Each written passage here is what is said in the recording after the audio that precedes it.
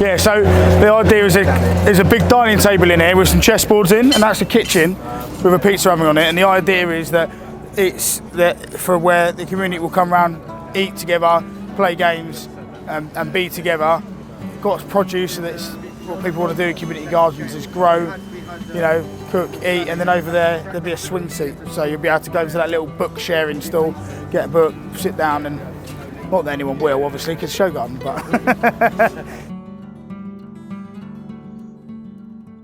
The brief was about building a garden that was quite a modern, conventional sort of garden that, you know, people that come and visit the show would like to have, but having a place for nature in it. So there's little habitat, kind of quite modern things with laser cut panels, but these are all dead hedges. There's nesting boxes. There's all kind of little ways of getting spaces for wildlife and habitat into the garden. There's a few messages as well. The plastic reel was kind of a link to the RSPCA Centre. They're often pulling plastics out of animals' guts, or they've been tangled up in plastic. So he wanted to use the plastic reel to kind of link to that. So there's kind of a few messages in it, but that was kind of what the brief was about. Water feature starts here and runs to back of house, gets pumped and filtered there. We've also got a green roof going in now with rain chains, which are going to feed a water feature there, and then kind of soft, sort of typical cottage garden type planting. And where's your designer?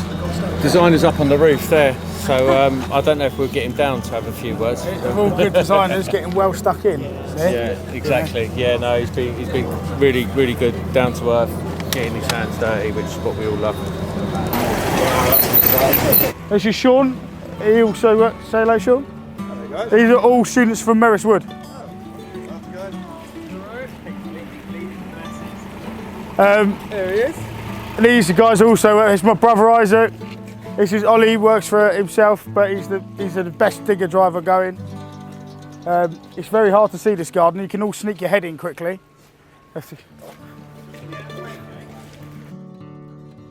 So come and have a little look. Garden we're building, yeah, and that's the designer at the back, Tom. So this garden is about British craftsmanship. The building has been created by Cox London. They've built that. That's all been done by hand. This water feature is supposed to simulate basically a pool of water that's rain's coming into it. As you can see, very effective considering there is no rain. It's pretty amazing. Bamber Wallace did that. So yeah, it's quite intense at the moment.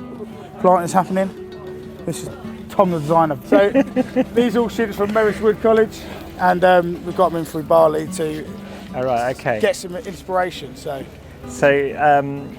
we're sponsored by Boodles, who are jewellers, and they wanted us to celebrate British craftsmanship. Has he told you all this already? No, go on. Okay. So what I'm saying about what craftsmanship is taking something natural and stylising it and refining it into something more beautiful. So, for example, you've got a woodland pool, and I've sort of refined it into sort of a floating, sort of more considered contemporary version. The same with, you know, the traditional arbour you see in the woodlands, inspired by the wood. So, and each one is showing off the craftsmanship. So, like the stonework done by this gentleman here, we've taken sort of very natural boulders, which is all, and they're all offcuts and bits and pieces, and we've sort of worked on them in various ways to show off their beauty. The same with the plants. We've used natural, native plants around the edge, because we're saying this is a woodland glade, but we've used selected forms and named forms of plants. So you can see the Viburnum opulus there with the round snowball heads, and so we're selected or named or refined forms of the native plants. So it's like as though they're even more beautiful than the original thing. So that's what we're saying. Well, what we've got here is, this is where you would have the house here. So you would enter the garden down the steps at the side into this sunken area where we've got the breeding gravel. Okay, now because it's a sunken area, and Jake will tell you this, that when you get these sunken gardens, you need drainage. If you don't have drainage, they're more than capable of filling up with water, and you've got a paddling pool or even a cold dip, which is quite popular these days, isn't it? So then we're going to come up the other side, and we've got porcelain. All this porcelain has been completely hand cut on my driveway at my house. I'm so popular with my wife, I can't begin to tell you. And we've had Ben Broad come in and he's done the epoxy resin so it looks like a factory finish on the edge of the porcelain. So we've cut it to a 45 and then married it up. We've grouted it with Instamark out. We're then going to go onto a path, a winding path that basically takes you down to the point at the bottom of the garden, which is the white oak structure. We've got as much products in this garden as we can that are UK sourced. We're using minimal cement as well, trying to keep it as sustainable as possible. Most of the plants we are reusing. They're with renting, so they're coming back. We don't want any waste of the plants at all, or they go into a good home afterwards. So then we've got another area here where in the middle of the garden where we've got the porcelain paving again, same as what we've got here, the Lunar Sand from Paving Stones Direct, and that's going to have a lovely little settee on it and a coffee table and things like that. And then you're going to go, so in the evening when it's getting a bit warm, you want a bit of shade perhaps, or if you're a ginger like me, you know, you want to be in there all the time. We have then got the oak structure at the back, which is going to have a light in it as well. So if you want like a gin and tonic or a nice red wine or a vino in the evening, that's where you will go. And then we've got the woodland planting around. So there's a lot of greenery, but that's to give a relaxing atmosphere as well to the garden. We've got a huge amalanche there in the corner. I mean, I bet you've not seen an amalanche that size, have you? That is the biggest amalanche I've ever seen. We've got a Zelkova here, and we've got a cornice there as well. There are 3 main trees. We've got a couple of silver birch down in the corner, Jack Monty eyes with a lovely white, with a white bark. We're then surrounded as well with our backdrop is a porcelain backdrop there. They're from Caledonian stone, those tiles, and we've got the liquid metal effect there on the porcelain, which you can see. And that's just something, it's just a bit of a new product, you know what I mean? Just to add a little bit more interest to the wall, but that gives you enclosure as well. But we've got some nice small trees as well, the Mespelis there. We've got these lovely viburnum opulus here, snowball tree, obvious reasons. And like I say, it's just a nice garden to relax in as well. That marble sphere in the back. Oh, well done. That's we have got Gregory, who's won the planting team here. He's from France. He's a well-known sculptor in France, and he has created these. They're all flowers and leaves. They're on oak posts there, but they're basically individual, and they just fold on top of like that. Yeah, so you arrange them as they are. They're on oak posts. A lot of work in it. This is the first of the main avenue. Yes. Show garden. So this is 22 metres, isn't it, by 10? Yes, that's right, mate. Yeah, so yeah, this is the yeah. full-size main avenue garden, and then normally all along here. So this is the first of that. That's another main avenue, but that's a 15 by 10. So this is the full size. There's a lot of work in there. A lot of work, mate. We've also got on the roof, when you go the other way, if you have a look, the Festiniog blue slate, which is the most famous slate mine in the world, really, because the Breedon aggregates have reopened it, and now that is, like I say, the Festiniog quarry has basically roofed half the bloody world. So beautiful slate, beautiful products. Probably the hospital. Yeah, as well. You're probably right there, mate. So yeah, but that's basically what we've got. We've got another water feature that's going to go in tomorrow, and yeah, we're going for there. But it's all about getting. At the end of the day, Jake will tell you this himself. You can build the best garden in the world, but this is a flower show. The clue's in the title.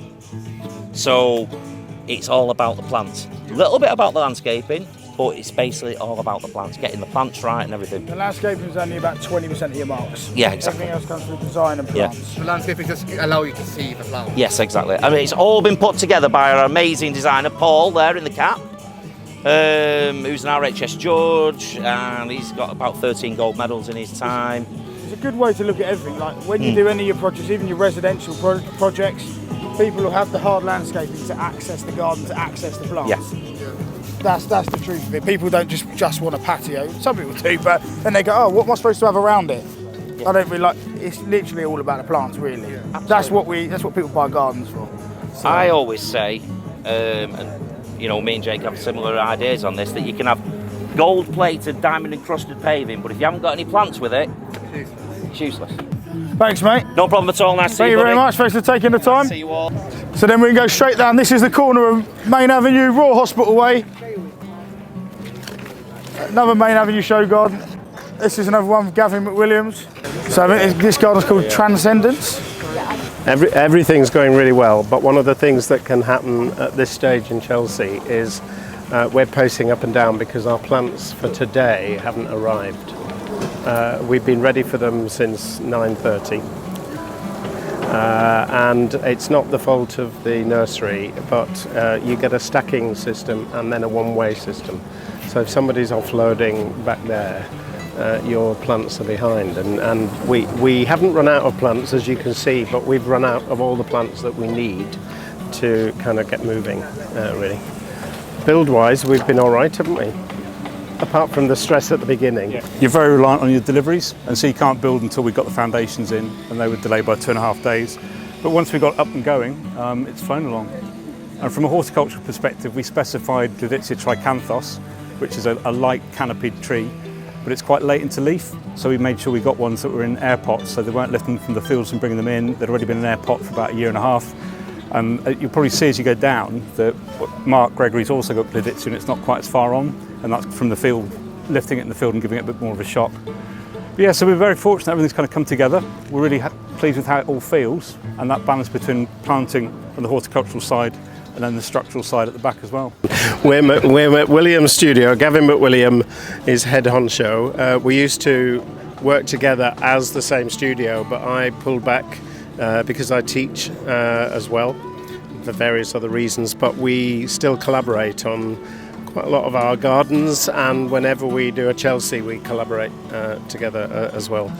And we realised when we were doing a BBC interview earlier on that we've actually known each other for 20 years, and we're still talking to each other and kind of smiling about stuff, sometimes laughing at jokes that aren't that funny, but still getting on and doing stuff. We quite like a challenge, which you might appreciate from this design, really. So we've done 10 years. In that time we've done 5 Chelsea show gardens, 2 in Shenzhen, 1 in Shenzhen, 2 in Singapore, 1 in Beijing, and I think that's us. We're going out on a kind of, this is our swan song to Chelsea. So we've had a great sponsor, and that's what makes all the difference, is they believed in what we were doing creatively, didn't interfere with it, and allowed us to create something which we think is hopefully quite beautiful. So the garden is actually called Transcendence. The sponsor invests in crematoria and burial grounds, and the garden as a theme revolves around end of life, and not the fact that it's just death, but that we should be talking about end of life as part of life. So it's actually a space for people to talk and come together and maybe make plans. You're all too young to worry about that, basically, but in some ways that is what this garden is trying to highlight, is that much as we can have fun in life, everybody's born, everybody lives, everybody dies, and it's a fact of life. So the idea that we've translated is that as you move into the garden, there's a sense of uplift. So the verticality of the trees is part of that, the canopy rising is part of that, but you can only go so far. And as you get to the end of the paving, water will run on from beneath you and run to the end of the garden. But by then you're looking up and into the tree canopy, so there's a fantastic view through that big window in the building into the canopy of the plane trees and beyond. And that sense of that spiritual experience is what we're trying to do. You know, life isn't straightforward, it isn't necessarily simple. You've got a route from A to B there, but you can also walk through the garden, take alternative routes, that everyone takes a different route through life. And we've done that through the stone as well. So you'll see we've got cladding here, and it goes from rough into smooth. We've carried that through in the paving, and it goes weathered into smooth, and at the end it's all just smooth. And that's to get to this point of kind of reflection and simplicity and calm. That's what we're looking to do there. And that's also why we use the concrete, because that's 56 tonnes of concrete up there. And so you feel that when you stand underneath it, you feel the weight of that, and that's quite intentional. So you feel the weight of that, but with the water flowing away from you, you get caustic, so you get a lightness to it, And so it's trying to get you to focus on the ephemeral, really, and also the kind of beauty of life, even though we die. And you don't celebrate life enough if you don't realise it's going to end at some point. We've always talked about doing spiritual landscapes, and our show gardens tend to lean towards that. We wanted to do cemeteries and crematoriums anyway because we find them really depressing. And I think the idea that it could be more like this, not necessarily as detailed as this, but you could make it more uplifting. And that's the idea, that you make a space that people want to come back to. So it should create space where people can reflect about their loved one and remember, and not be, they can be sad, but give them a positivity to it as well. So that was our real drive to do this. Honestly, thank you for taking the time, guys. You're very busy, and I really appreciate it. This garden that Brian Herbert built for you, that was down there, that was the garden that really inspired me to want to build show gardens. And I say that to Brian all the time. So when Don't said it to us. I know, sorry. Yeah, it was amazing. I remember because I was building up here, and I walked to this corner and was like, my God, this is another level. And it literally was another level because it was sunken. But that garden made me want to build Main Avenue show garden. So when I got to do our first Main Avenue, and it was on that plot, that meant quite a lot to me. Oh, that's great. That's lovely to hear. Fantastic. And that's what it's about. It's kind of inspiring.